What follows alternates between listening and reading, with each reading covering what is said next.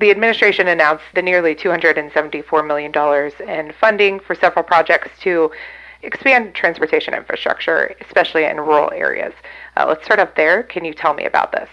Yeah, so this is part of the president's infrastructure package that was signed a little over a year ago, and this piece of it is an entire program specifically dedicated to helping rural communities make the kinds of improvements that they've needed for a long time. It's everything from road improvements to eliminating railroad crossings to helping with dial-a-ride type transit services. We've got $274 million going out this year across a dozen projects around the country, and that's just the first year's worth of projects. So pretty soon we'll be taking applications for next year's.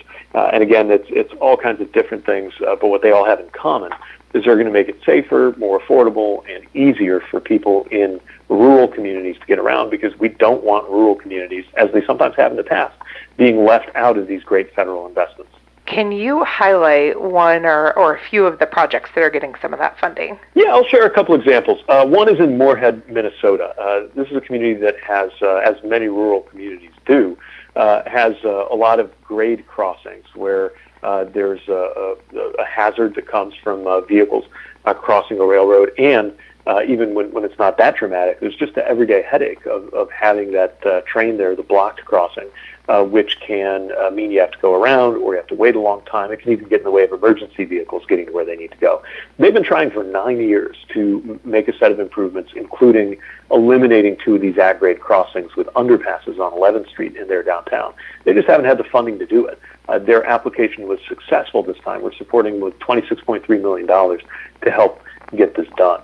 A very different example has to do with transit in North Carolina. They brought forward a project to expand their on-demand transit or dial-a-ride service for 11 communities in that state.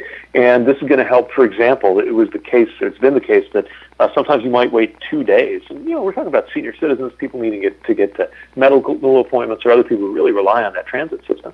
And you'd have to wait, schedule 2 days in advance. This is going to allow them to get same-day rides, get them the kind of routes and frequency that they need to help each community get to where they're going. We're doing a ferry in Louisiana, where it's a very important part of how people get around there.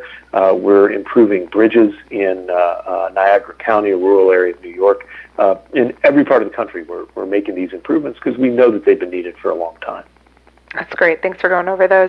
A lot of our listeners are in those rural areas that we're talking about. What would you want them to know about how this will benefit them? What I really want rural residents to know is that we're very focused on rural America thriving. Whether you're directly involved in agriculture and you spend a lot of time on the road moving goods, or you count on the people who do, or maybe you're not an ag, but you're in a community that maybe has felt left out of some of these federal programs. We're working to make sure our department is user-friendly for communities of all sizes, and to make sure that the dollars are getting out there too, because often it's actually in rural areas that dollars can go further. You fix that bridge, maybe it's not the Golden Gate Bridge, but it's everything to that county, and it's a real problem if it's out of service or there's a load limit. You got to go around 20 minutes out of your way to get to another one. We've been hearing so much from communities about their needs, and now, after, frankly, a lot of talk for years and years in Washington about doing infrastructure, we're actually getting it done. And you mentioned this is just the first year.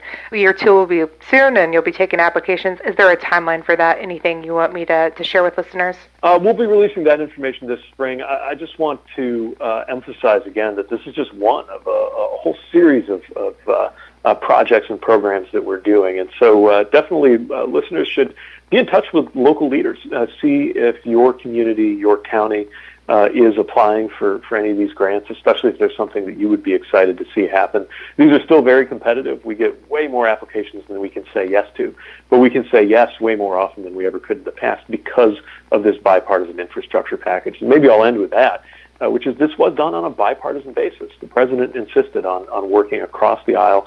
We had quite a few Republicans who were willing to come across and work with us on this, because there's really nothing Republican or Democrat about getting a better bridge or a better road, and that's what we're trying to do here. How is the U.S. Department of Transportation really leading the charge to help do these things we're talking about? Well, we're very focused on execution, implementation. We spent the first year of our administration getting this bill passed, selling the idea, doing the negotiations, getting Republicans and Democrats together to come up with this funding. And then a lot of last year, our second year, was really building these programs, setting up all the machinery of government to get these dollars out the door. Now we're very focused on making it actually happen. We're working with the states, with the cities, with the counties, with everybody who's getting funded to help tear down the obstacles that they have faced and help them get things done. As a department, our top focus is safety. We're also looking at things that improve economic strength, that improve fairness and equity, including regional equity, like making sure rural areas don't get left out. And solutions that are going to help cut pollution and help us with our climate. All of these things are happening with the good transportation work going on. I've got a great team here at the USDOT, and we're working hard on this every day.